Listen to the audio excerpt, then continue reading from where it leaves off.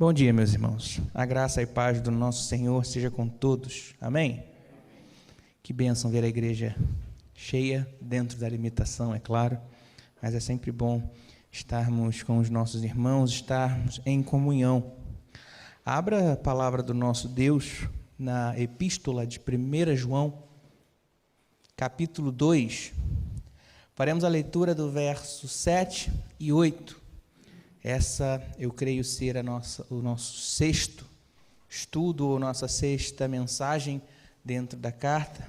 Espero que não esteja ninguém com pressa também para a carta acabar, né? Espero que a gente possa continuar falando, tomando o tempo certo, né? E aproveitando mais da palavra do nosso Deus, né? Se Deus não voltar antes, a gente termina a carta. Se Ele voltar, melhor, né? A gente vai estar com Ele. Mas, 1 João, capítulo 2, faremos a leitura do verso 7 e 8, somente. Diz assim a palavra do nosso Deus: Amados, não lhes escrevo um mandamento novo, mas um mandamento antigo, que vocês têm desde o princípio, a mensagem que ouviram. No entanto, o que lhes escrevo é um mandamento novo, o qual é verdadeiro nele e em vocês, pois as trevas estão se dissipando e já brilha a verdadeira luz. Amém? Vamos ao Pai em oração. Senhor, Deus e Pai, louvado seja o teu santo e precioso nome. Obrigado, Deus Pai, por tudo que tens feito em nossas vidas, pelo teu cuidado, pela tua provisão. O Senhor não tem deixado o alimento faltar em nossas vidas, bem como o teu Santo Espírito. Obrigado, Senhor, por Jesus Cristo, inigualável e único Senhor e Salvador de nossas vidas, razão pela qual nós podemos nos aproximar de Ti em oração. Obrigado porque o Teu Santo Espírito, Ele tem nos direcionado para perto de Ti, e porque Ele, Pai, revela-nos a interpretação correta da Tua palavra. Pedimos, Senhor, que nesse momento o Senhor se faça aqui presente. Nós entendemos que o Senhor é fiel à sua própria palavra, e aqui há um grupo maior do que 2, reunidos em Teu nome. Portanto, Senhor, faça-se presente. Começa a trabalhar em nossos corações em nome de Jesus, ou continua trabalhando. Revela-nos a Tua mensagem e que possamos todos ser abençoados por Deus. É o que pedimos em nome de Jesus. Amém. Amém, meus irmãos. O texto ele parece um pouco confuso, né? Ele começa, não vou dar um mandamento novo, é um mandamento antigo, mas ele é novo também. Ele é um pouquinho confuso, a gente vai esclarecer ele. Mas antes disso, ou melhor, para esclarecer, preciso confessar um pecado, meus irmãos, que eu tenho. Eu sou um pouquinho ansioso. Às vezes eu fico ansioso. Eu não sei se eu sou o único pecador nesse aspecto, se tem mais alguém que consegue se relacionar com isso, de se sentir um pouquinho ansioso. E a minha ansiedade ela é engraçada em alguns aspectos. Por quê? Porque, claro, toda ansiedade é antecipar o momento, né? Sofrer por antecedência. Mas no meu caso, eu sofro com muita antecedência. Anos, né? Que eu já vou antecipando o sofrimento. Eu vou dividir com os irmãos. Qual é uma das coisas que às vezes eu me pego pensando? Uma delas é difícil para mim falar, mas como vai ser quando um rapaz chegar para mim e disser que ama minha filha? Gente, minha filha nem nasceu, para quem não sabe, ela ainda está ali na barriga da mãe, mas isso me pega. Como é que um rapazinho vai vir, se ele vir de boné e bermuda, me chamando de tio? Deus do céu, chama a polícia, leva ele, tira de pé de mim. E às vezes a gente fica um pouco ansioso. Eu acho que os pais de meninas devem ter a mesma sensação. Pais dos meninos também, né? Porque a gente quer que nossos filhos sempre se relacionem com boas pessoas. Mas eu fico às vezes me pegando nesse desespero. Meu Deus do céu. Quando um garoto vier falar isso comigo, pior vai ser. Ela vai quebrar meu coração se ela disser: mas eu amo ele, papai. Isso vai acabar comigo. Mas a gente vai se preparando, né, meus irmãos? Inclusive, antigamente eu tinha um problema, eu achava que era uma besteira esse negócio de casamento arranjado. Agora que eu vou ser pai, já começo a olhar de outro aspecto. Então já estou aceitando currículo, tá? Você me manda o portfólio que você quer aí para trabalhar nos seus filhos, eu vou estudando. Aí quando ele estiver lá para casa dos 20, a gente começa a permitir a ideia do namoro, tá bom? Teve jovem aí que abaixou a cabeça quando eu falei que 20 anos. Mas, meus irmãos, tirando a questão da ansiedade, chega a ser engraçado, porque uma criança falar sobre amor é engraçado, não é verdade? É claro que ela sente afeto, mas amor parece que é um sentimento profundo, um sentimento muito grande. Talvez uma criança não consiga entender todos os aspectos disso. Ontem estava, enquanto preparava a mensagem, pensando nisso, decidi ver um vídeo no YouTube que é muito engraçado, sobre uma menina de 4 anos, que parece que os pais vão se mudar para o Japão, e ela está inconsolável, chorando sem parar, porque ela tem certeza que ela ama o professor da escola dela. Ela tem 4 anos, e ela não pode ficar sem ele. E ela fala para os pais, eu não posso, porque eu amo de verdade. E a mãe fala, você vai gostar de outros meninos? Ela, não, que nem eu amo ele. Bom, é engraçado pensar nisso, né? Que uma criancinha já diz com tanta propriedade que ama. Mas eu penso, meus irmãos, e eu acho que talvez vocês concordem comigo, às vezes a gente compreende mal compreende o amor, ou mal o interpreta. Às vezes a gente tem dificuldade de compreender o que ele é. Eu bem sei que, quando mais jovem, disse para algumas pessoas que amava, tinha certeza também que outras pessoas me amavam. E depois a gente vai percebendo que não é assim. Já aconteceu, inclusive, de eu dizer para uma moça, quando bem mais novo, é claro, eu te amo. E na hora que eu falei, eu tive a certeza que era mentira. Eu falei, meu Deus, e agora? Como é que eu pego isso de volta? Esse é um problema, né, meus irmãos? Em outro caso, eu disse para alguém, eu te amo. E a pessoa só riu, ela. Legal. Você lembra, Bruna? Ela está aqui, ela lembra disso, não foi a hora. Mas eu disse, eu te amo. Aí ela mandou quase um obrigado, mas tudo bem. Mas tudo bem, meus irmãos. E o que acontece é que, às vezes, nós mal compreendemos o amor. É um sentimento que a Bíblia ela trata com bastante propriedade. E se a gente não percebe ou não compreende o amor da maneira adequada, nós cometeremos erros. Uma série de erros. Principalmente porque amor é algo sério demais. E o que eu quero dizer para vocês, meus irmãos, hoje, é que a seriedade do amor também ela está relacionada ao que ela representa. E eu vou dizer para vocês hoje, meus irmãos, que a compreensão que vocês têm de amor aponta diretamente para o Senhor que vocês servem. A compreensão que temos do amor, ela aponta para o nosso Senhor, seja Ele qual for. E é aí que está o problema. Então vamos caminhar com as Escrituras, porque eu acho que ela vai deixar bem claro como deve ser essa ação. O texto, vamos ler novamente, 1 João capítulo 2, o verso 7 e 8, ele começa, amados, não lhes escrevo um mandamento novo, mas um mandamento antigo que vocês têm desde o princípio, a mensagem que ouviram. No entanto, o que lhes escrevo é um mandamento novo, o qual é verdadeiro nele e em vocês, pois as trevas estão se dissipando e já brilha a verdadeira luz. Bom, de primeiro passo, alguém pode perguntar, meu irmão, de onde você tirou que a gente está falando de amor, que esse texto fala de amor? Esse texto é tão complicado, tão confuso, de onde você tirou a certeza que esse texto ele tem a ver com amor? Bom, a gente percebe isso principalmente, primeira informação, está logo ali no verso 10 desse texto. Porque o autor, ele começa um argumento e ele conclui, ele dá continuidade, na verdade. O verso 10, ele diz, quem ama seu irmão, permanece na luz, e nele não há causa de tropeço. Perceba que ele relaciona amor à luz.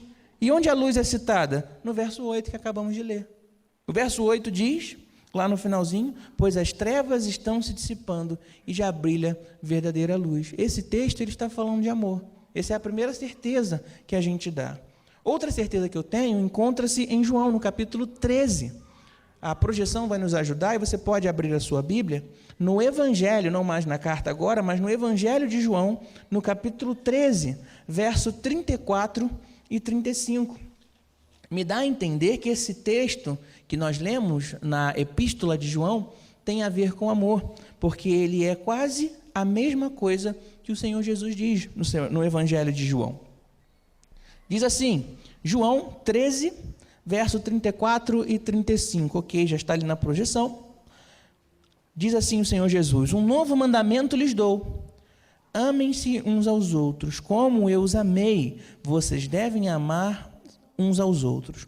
Com isso, todos saberão que vocês são meus discípulos, se vocês amarem uns aos outros. Percebe então que o apóstolo João, na sua carta agora, ele tenta trazer a mesma forma de falar para lembrar os seus ouvintes algo que Jesus já tinha dito. Então, o texto aqui, ele está falando sobre amor. E aí fica a pergunta, ele é velho ou ele é novo? Porque o texto diz que ele é velho, mas ao mesmo tempo o texto diz que ele é novo. E como é que a gente compreende essa questão? Bom, a gente harmoniza essa questão entendendo que ele é as duas coisas. E o fato dele ser as duas coisas não significa que ele é mentiroso, ou que há como posso dizer, um erro nessa informação. Dá para uma coisa só ser duas e não tem problema. A minha esposa, ela é bonita e inteligente, todo mundo sabe disso. Ela é duas coisas em uma, meus irmãos. A palavra de Deus, ela revela, ela é verdade e ela também nos abençoa. Duas coisas em uma. A gente não tem um problema com isso. Mas como é que a gente sabe, então, que esse texto, que esse mandamento, ele é velho? E aí fica a curiosidade, porque normalmente a gente diz o quê? Que o amor, ele corresponde ao tempo da graça, do Novo Testamento. E, na verdade, não é o caso. Você vai abrir a palavra do nosso Senhor também em Levítico, no capítulo 19. Você vai ler algo interessante.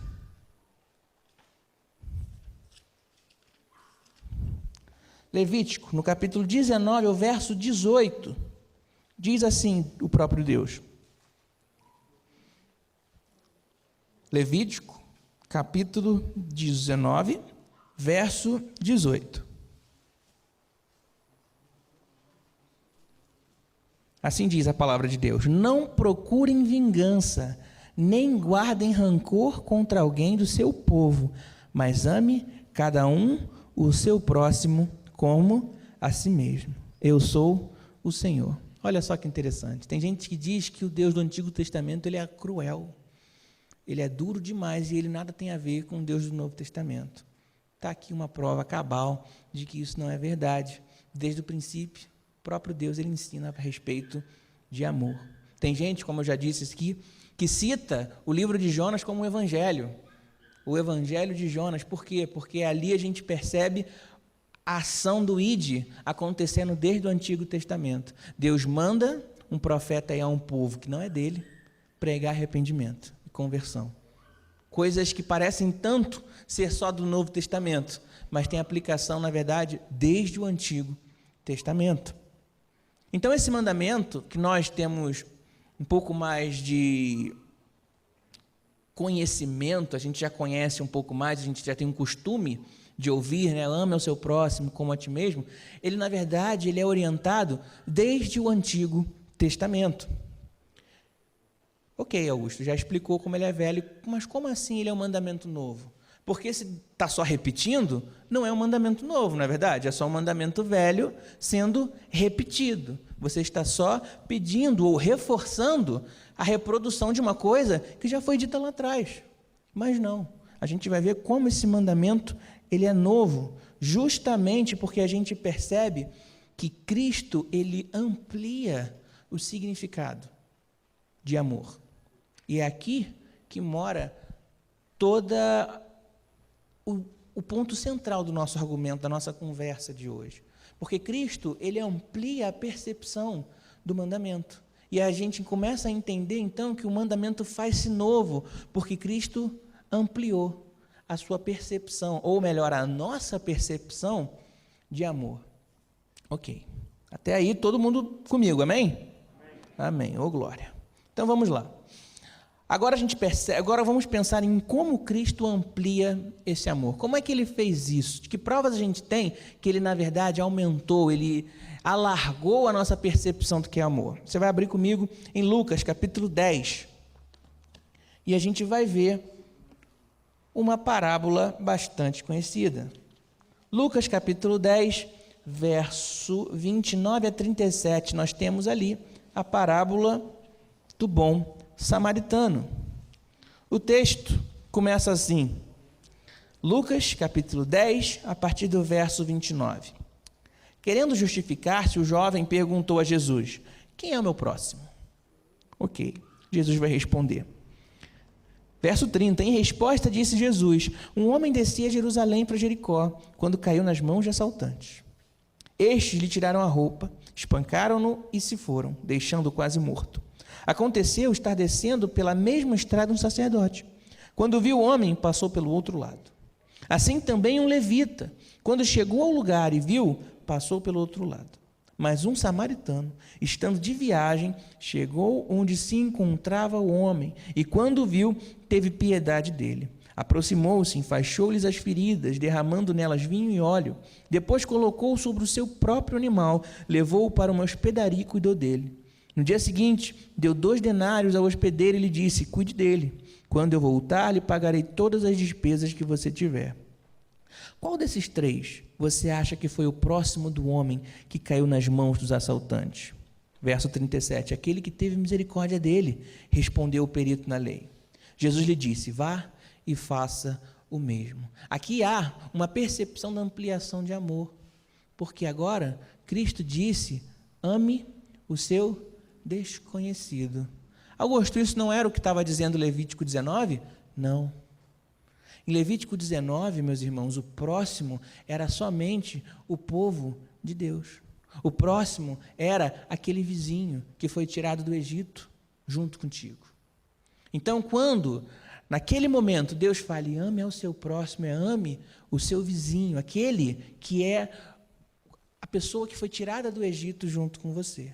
Outra figura de próximo ainda naquele texto era a pessoa que sai da sua própria terra, a exemplo, por exemplo, de Ruth, a Moabita, e vai morar com o povo de Deus. Ali ela se configura o próximo que deve ser amado. Tenho certeza disso, porque em Levítico 19, no verso 44, se não me engano, é descrito que é preciso amar justamente o estrangeiro que vai morar junto com o povo.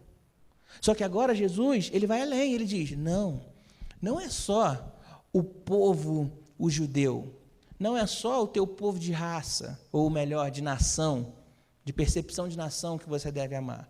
Não é só o cara que vem de fora e vem morar contigo na mesma nação que você tem que amar. Você tem que amar até quem você não conhece.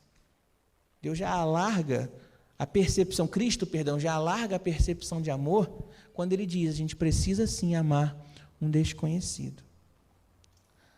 Mas Jesus não para por aí, ele vai além. Em Mateus capítulo 5, ele tem uma nova informação também a respeito de amor. E é aí que a gente começa a ver que amor não é coisa de criança. Por isso que criança não pode namorar, gente. Eu reforço isso, não é só porque minha filha vai chegar, não. Mas criança não pode namorar, porque amor é um sentimento profundo, é um sentimento de gente grande, é um sentimento maduro, porque não é nem sentimento, para começar por aí. É uma ação, é uma decisão. Mas aí Jesus ele vai dizer em Mateus capítulo 5, versos 43 e 44. Vocês ouviram o que foi dito. Ame o seu próximo e odeie o seu inimigo. Mas eu lhes digo, amem os seus inimigos e orem por aqueles que os perseguem, para que vocês venham a ser filhos do seu Pai que está nos céus, porque Ele faz raiar o sol sobre os maus e bons, derrama chuva sobre justos e injustos. Ou seja, Jesus mais uma vez alarga a compreensão de amor. Você não vai amar só o desconhecido, não. Você vai amar aquele que você conhece e que te odeia. Ficou mais difícil, não é verdade? No Antigo Testamento era um pouquinho mais fácil. Se é o meu vizinho, se é aquele camarada da minha nação, eu amo com facilidade. Vídeo jogo do Brasil. Todo mundo é um só povo. Todo mundo pinta o rosto junto. Todo mundo pode comer no mesmo lugar. Tem gente que não paga nem conta. Não, pode vir. Importante a gente comemorar o jogo do Brasil, o gol. E ali parece que houve paz, né? Tem até gente que diz isso. O futebol une as pessoas. Não, meu amigo. Qualquer tipo de felicidade deixa as pessoas animadas. Não é a essência do futebol que une as pessoas. Mas ok, estou divagando aqui. Perceba, meus irmãos, que a noção do amor ela começa a se ampliar. Jesus disse, ame agora o desconhecido. Ele não é mais só a pessoa da sua nação. Ame também o seu inimigo. E aqui fica uma dificuldade. Como amar quem não gosta de nós? É difícil, não é verdade? Outra coisa também, como demonstrar amor a quem te ama quando você precisa repreendê-la? Porque demonstrar amor, às vezes, também é repreender. No dia de ontem, estávamos conversando lá em casa e falávamos sobre isso, a dificuldade que é perceber que repreender às vezes é amar. E às vezes a gente percebe que deveria ter sido um pouco mais incisivo com algo. E não foi. Eu lembro que em certa ocasião, um amigo me perguntou algo a respeito dele. E por falta de coragem eu menti. Por falta de coragem, eu não disse para ele aquilo que era verdade. Por quê? Eu prezava tanto a amizade dele, não queria ferir os sentimentos dele e resolvi mentir. Isso não trouxe nenhum bem para o meu amigo, porque ele continuou errando naquela coisa. Sofreu mais. Se ele tivesse tido um amigo melhor, ele teria sido repreendido. Ele teria dito, meu amigo, isso que você faz é um pouco ruim, você precisa mudar. Então, às vezes, amar também é repreender. A gente precisa ter essas compreensões. Mas Jesus, ele dá mais um passo, quando ele disse, em João capítulo 13, que é o texto que nós já lemos, verso 34 e 35, que não basta só amar um desconhecido, que não é também só amar um inimigo, nós precisamos amar como Jesus amou. E aí fica quase impossível, não é verdade? Porque Jesus amou demais. Jesus amou de verdade. Jesus amou até a morte. E morte de cruz, como diz Filipenses, capítulo 2. Ou seja, a compreensão de amor mudou. Vocês percebem como nós confundimos de fato que é amor? A gente pensa e a gente fica só no sentimento, quando na verdade é um ato. Por isso que a Bruna não respondeu, quando eu falei a primeira vez para ela, eu te amo. A gente se conhecia há pouco tempo. Como é que ela vai ter certeza do meu amor? Tinha que mostrar. Ela tinha que ver, ao mesmo tempo que ela precisava responder.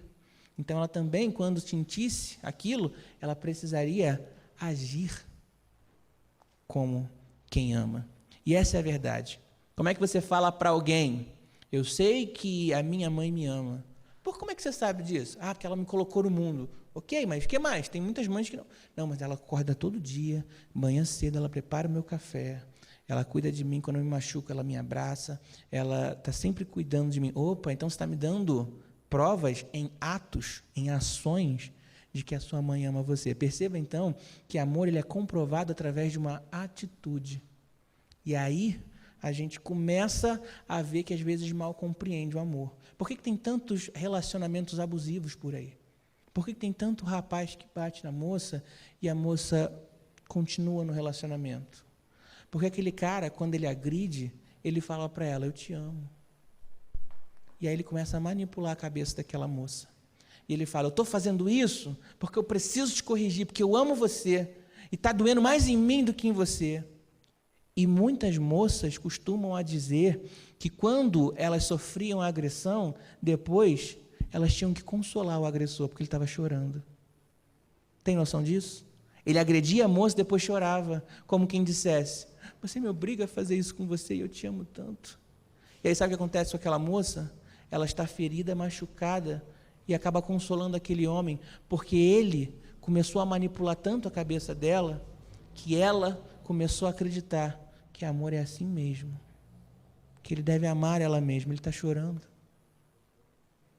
Isso é terrível, meus irmãos. E não se engane, tem mulheres que agridem homens também. Outro dia eu li uma informação terrível sobre uma mulher que agredia um homem que se recusava a corresponder em agressão porque amava, porque tinha filhos pequenos que vinham, que ele tentava esconder esses atos. Então, meus irmãos, infelizmente, nós mal compreendemos o amor. E se a gente mal compreende o amor, a gente mal compreende o nosso Deus. Pensa comigo, se você age com violência, quem é o Deus que você serve? Se você fala mentiras, quem é o Deus que você serve? Porque o amor, ele aponta, como eu disse, diretamente para quem é o nosso Senhor, para quem é o nosso Deus. De maneira, então, que as atitudes que eu cometo e, em função do amor, podem sim apontar para o meu Deus e podem comprovar que talvez o Deus que eu penso que sirvo não é o Deus que de fato eu estou servindo. Então essa é a grande seriedade da coisa. Quando a gente lê 1 Coríntios capítulo 13, que talvez seja o maior texto a respeito de amor, Um texto tão impactante que gente que não é crente escreveu músicas a respeito desse texto. E o texto, a partir do verso 4, ele começa a dizer o que o amor é. E aí a gente tem que aplicar isso na nossa vida. Porque se a gente faz coisas que não estão ali no texto, a gente percebe então que a gente ainda não entendeu o que é amor. Porque o texto diz que o amor é paciente, mas se eu tenho que falar mais de 2 vezes a mesma coisa, já começa a me irritar. Será que eu estou amando? O texto diz que o amor ele é capaz de sofrer tudo e de suportar tudo.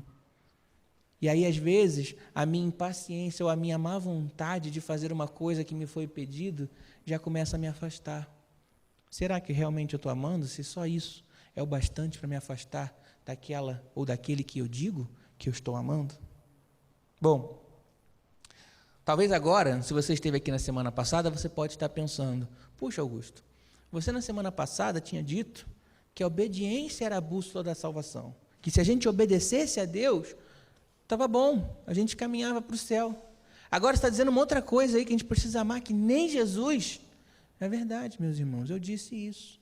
E de fato, você pode olhar para si mesmo e para a sua caminhada cristã e pensar, se eu obedeço a Deus, eu estou caminhando de uma forma legal. Mas não se engane, a forma como nós caminhamos é em amor. Obrigado, meu irmão, que Deus te abençoe.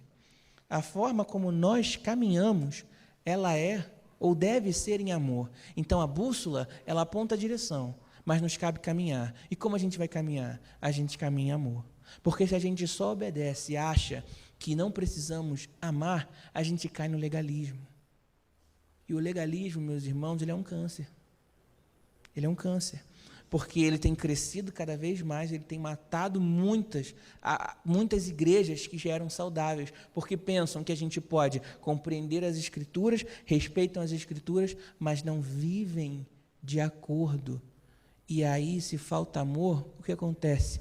A gente tem crente entrando em casas de outras religiões e quebrando tudo, e dizem que faz isso em nome de Deus. Meu amigo, o seu Deus é a violência. O Senhor não nos disse que a gente deveria fazer isso. A gente não pode, meus irmãos. Nós somos o povo que deve ser conhecido pelo amor. Se Deus quiser, Ele tomará atitude. Ele não disse que a vingança e a justiça são deles? Quem age não é Ele?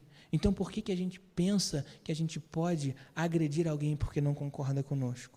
Me corta o coração toda vez que eu vejo alguém dizer que um grupo de cristãos espancaram uma pessoa porque era homossexual. Meus irmãos, isso fere a palavra de Deus. Isso fere a palavra de Deus. Nós não devemos ser assim. Nós somos conhecidos e devemos ser conhecidos como povo do amor. E isso não quer dizer que a gente vai colocar o amor acima da palavra de Deus. Não. A palavra de Deus, ela é também expressão de amor. Então, não, nós jamais seremos agressores. Não podemos ser. Nós somos agredidos e seremos até Cristo voltar. Um cristão que é agressor não é cristão, não pode ser cristão, e eu não quero nem como amigo. Um cristão não pode ser mentiroso. E se vive na mentira e diz que é cristão, eu não quero que seja meu amigo, senão vão pensar que eu sou mentiroso também. Tudo isso, meus irmãos, revela o amor que nós sentimos para com o nosso próprio Deus. E mais uma vez, eu repito, a compreensão do nosso amor revela quem é o nosso Senhor.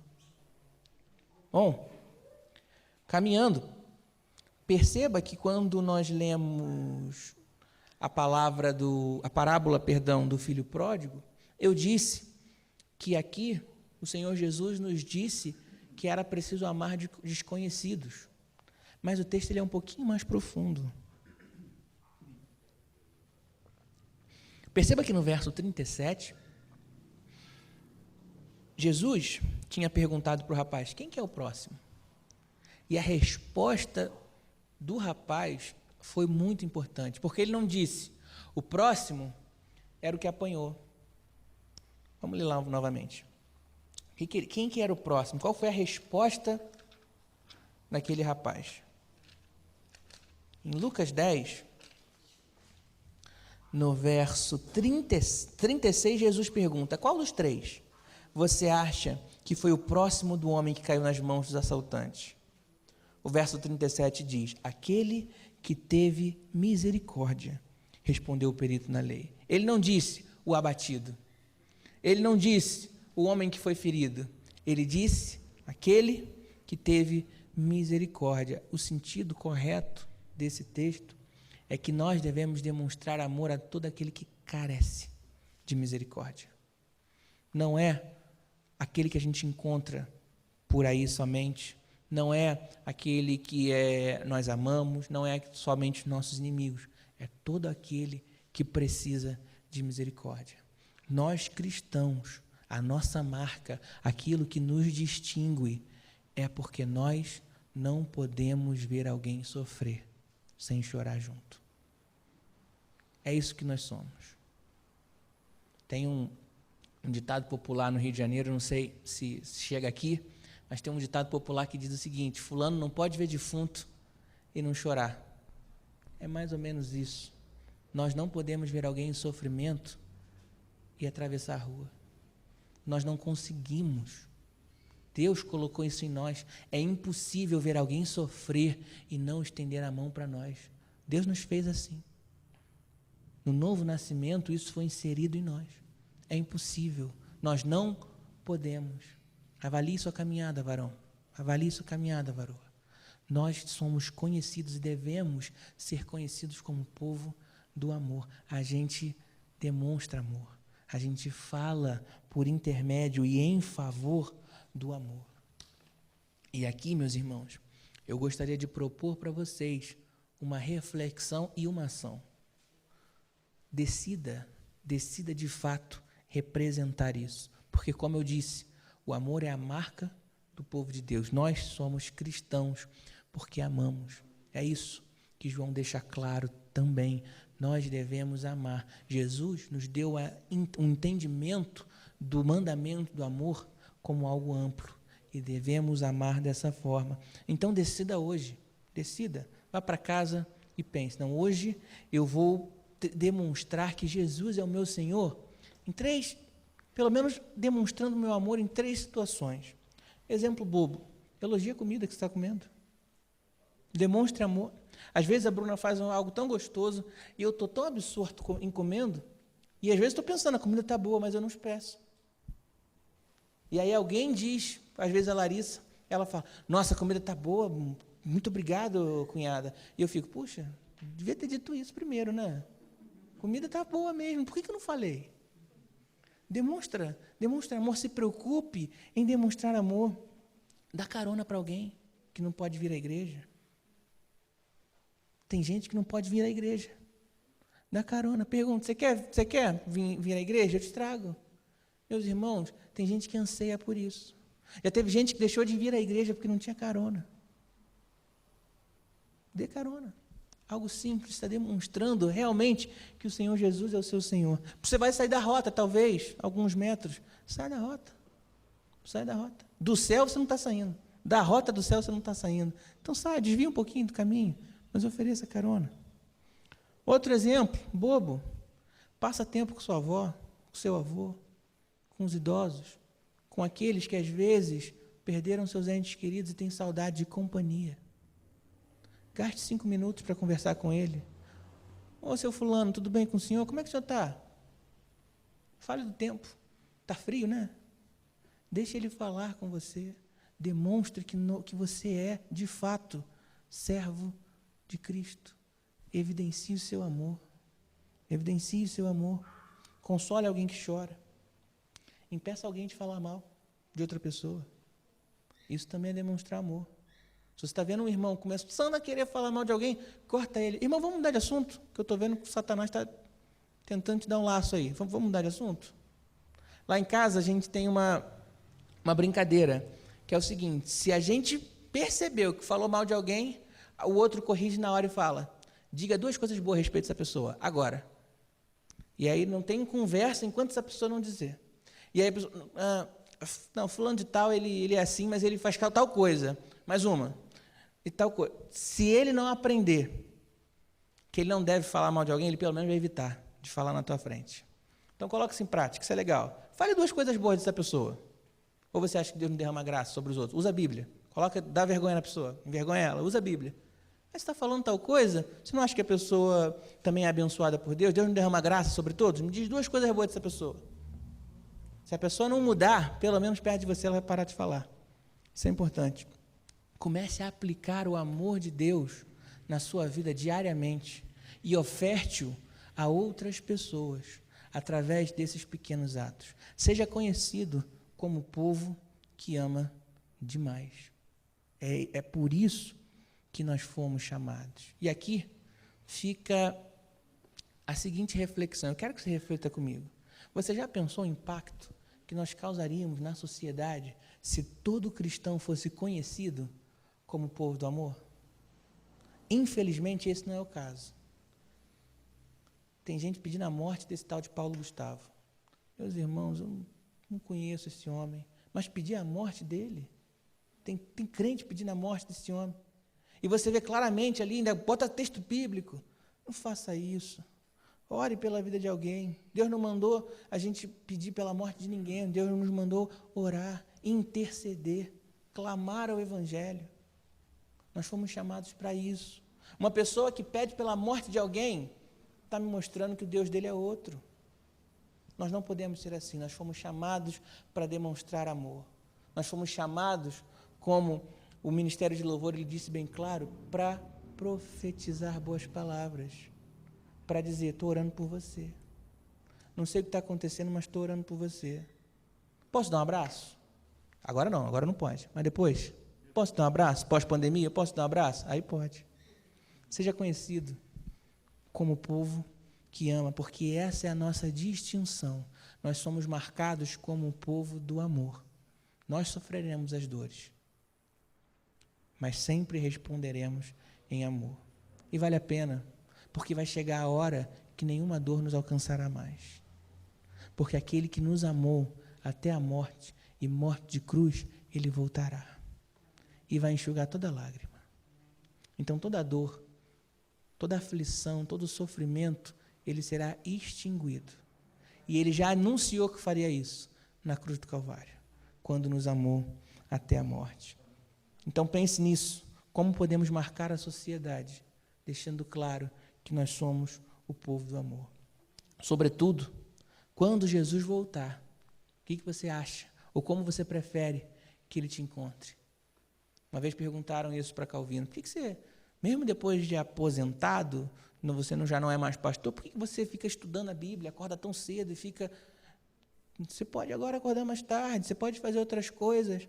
E ele disse, quando Jesus voltar, eu quero que ele me pegue trabalhando. Eu quero que ele me veja fazendo coisas que o agradam. Então pense nisso. Que maravilhoso será o dia que quando o Senhor Jesus voltar, ele te pegue estendendo a mão para o próximo.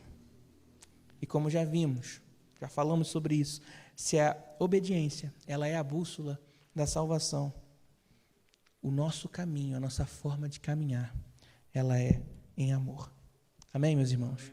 Coloque-se de pé, eu quero orar por você, pela sua vida. Enquanto isso, o Ministério de Louvor escolhe a canção que melhor servir. Vamos orar. Senhor Deus e Pai, louvado seja o teu santo e precioso nome. Deus Pai, obrigado porque o Senhor tem demonstrado através da tua palavra que pouco conhecemos a respeito do amor. Na cruz do Calvário, o Senhor nos mostrou que o amor verdadeiro, ele é sacrificial. Portanto, Senhor, às vezes o nosso coração, ele é envergonhado ao ler as Escrituras, porque o Senhor de fato soube o que era amor, e nós às vezes mal compreendemos ele. Mas hoje, Senhor, foi-nos dito que o teu Filho aumentou a compreensão e a percepção do que é amor, e que devemos amar, não só porque o seu Filho mandou, mas porque esta é a marca que evidencia que somos teus filhos. Portanto, Senhor, ajuda-nos a amar com propriedade. Ajuda-nos, Senhor, a estender a mão. Ajuda-nos, Senhor, a entender que a pregação do Evangelho é a maior forma de amor, é a maior demonstração de amor que podemos dar para alguém, porque aquele que não conhece a Ti caminha em trevas, caminha em densas trevas e não pode salvar a si mesmo. Mas o evangelho da graça do Cordeiro, ele é poderoso para transformar e causar salvação, Senhor, a todo aquele que crê. Portanto, Senhor, ensina a nós, que somos o teu povo, a demonstrar amor, a pregar o evangelho. Nos dê, Senhor, palavras doces. Nos dê, Senhor, temperamento sadio, saudável. Que possamos evidenciar em cada momento das nossas vidas que obedecemos sim às Escrituras e vivemos em amor uns pelos outros e demonstrando amor para com os perdidos também. Porque naquela cruz, Senhor, todos estávamos perdidos, mas o Senhor levou o seu Filho até lá. E naquele momento fomos feitos teus filhos, fomos salvos através da morte do teu Filho. Louvado seja Deus, porque a morte não pôde contê-lo. E hoje ele triunfa e reina e voltará, Senhor, para levar o seu povo. Nós não sabemos o tempo, portanto, o Senhor nos disse, vigiai. E nós, Senhor, pedimos a Ti que o Teu Santo Espírito nos fortaleça, para que possamos viver vigilantes, demonstrando que, de fato, nós somos o povo que ama, porque nós somos servos daquele que amou até a morte. Leva-nos, Senhor, em paz, em segurança. Consola-nos, Senhor, que essa palavra ela possa crescer poderosamente em nossos corações e que dê muito fruto. Seja glorificado e que possamos voltar esta noite para glorificar ainda mais a Deus e receber muito mais das Tuas palavras. Pedimos isso em nome de Jesus Cristo. Amém.